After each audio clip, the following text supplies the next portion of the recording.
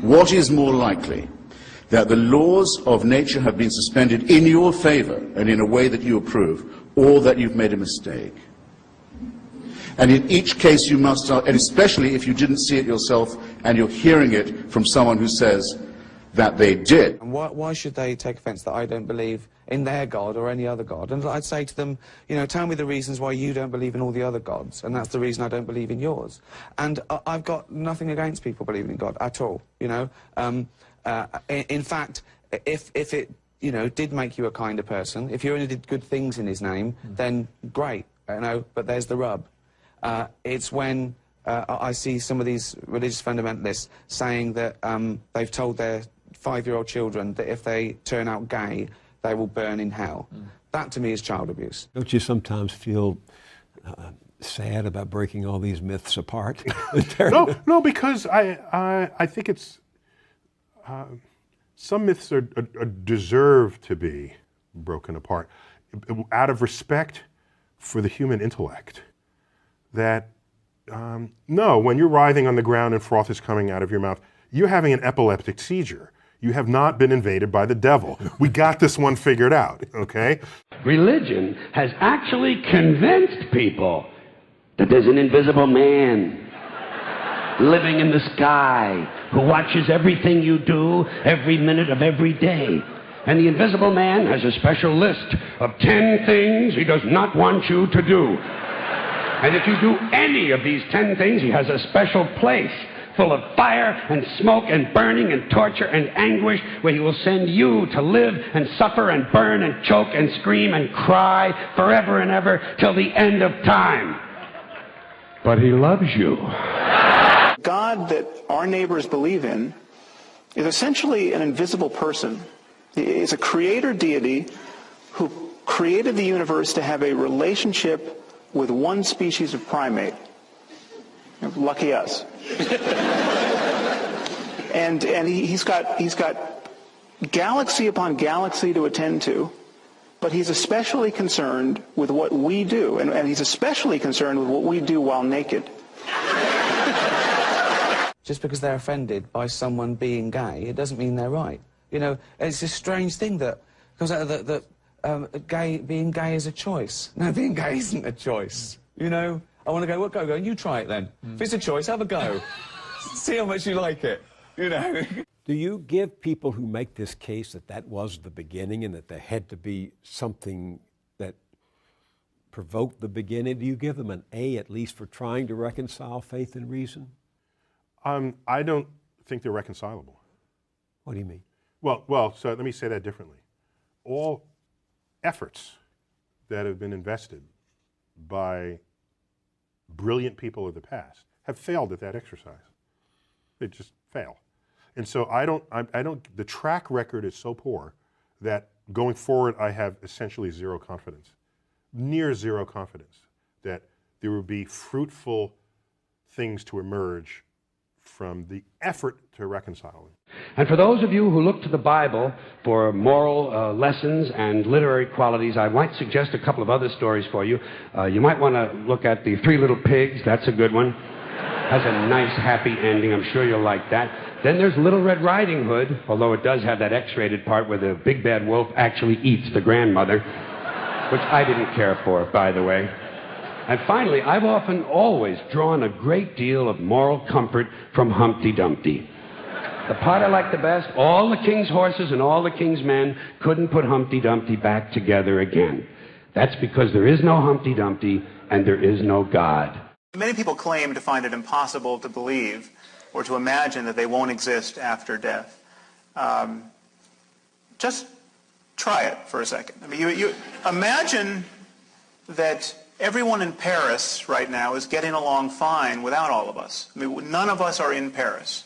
We are really, really materially absent from whatever is going on in every other city on this planet right now. You were absent for all of human history before your birth. The idea that you simply can't imagine not existing after death is really kind of just for lack of trying, I think. If someone said, we're banning religion, I'd march to not have it banned. because it's your right to believe what you want. And it's your right to be wrong. And I'll fight for that right. If you knew nothing about science and you read, say, the Bible, the Old Testament, which in Genesis is an account of nature, that's what that is. And I said to you, give me your description of the natural world based only on this.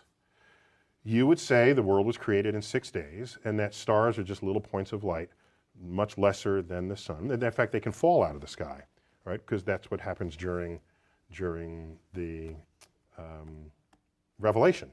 One of the signs that the second coming is that the stars will fall out of the sky and land on earth.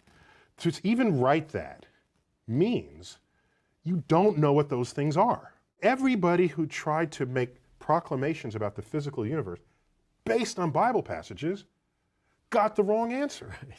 So what happened was, when science discovers things and you want to stay religious, or you want to continue to believe that the Bible is unerring, what you would do is, you would say, well, let me go back to the Bible and reinterpret it.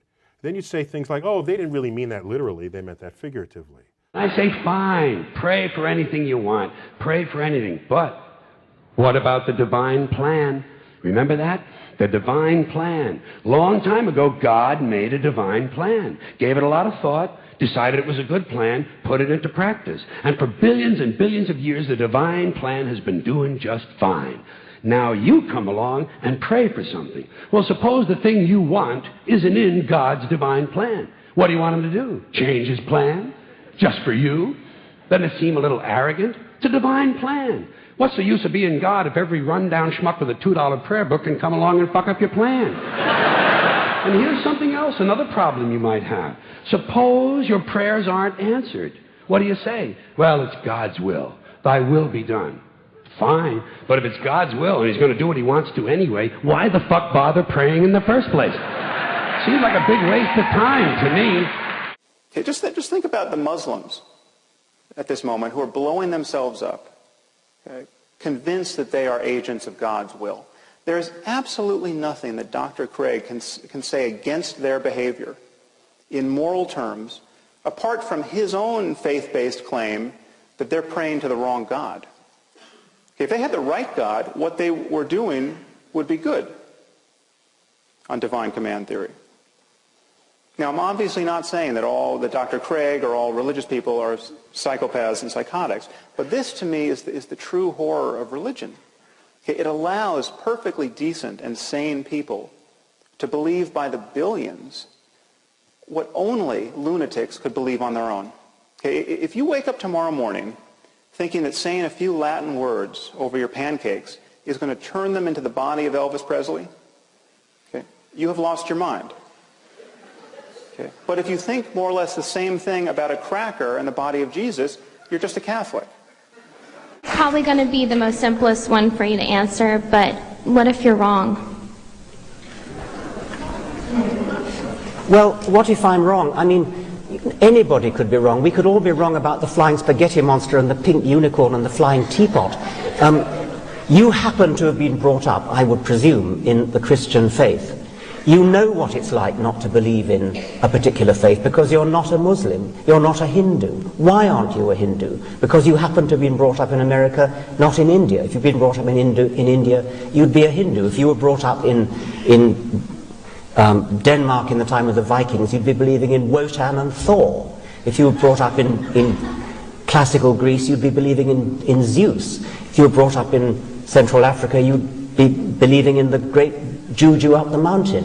I mean, there's no particular reason to pick on the Judeo-Christian God in which by the sheerest accident you happen to have been brought up and ask me the question, what if I'm wrong? What if you're wrong about the great Juju at the bottom of the sea?